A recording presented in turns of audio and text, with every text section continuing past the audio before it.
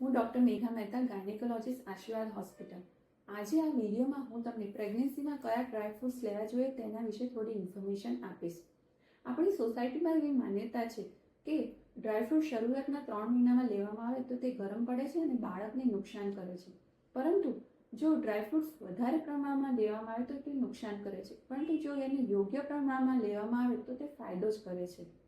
બદામ ખાસ કરીને રાત્રે પલાળીને સવારે છાલ કાઢીને જો લેવામાં આવે તો તેની ન્યુટ્રિશિયસ વેલ્યુ વધે છે. એ જ રીતે અંજીર, ખજૂર અને કિસમિસને પણ જો રાત્રે પલાળીને સવારે લેવામાં આવે તો તે ફાયદાકારક છે.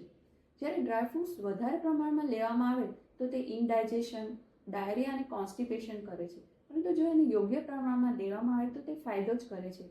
બને તો રોજ નાના બાઉલમાં 4 થી 5 બદામ, 2 થી 3 ખજૂર, અખરોટ, 4 થી 5 કાજુ અને 4 થી 5 કિસમિસ લેવા જોઈએ. શરૂઆત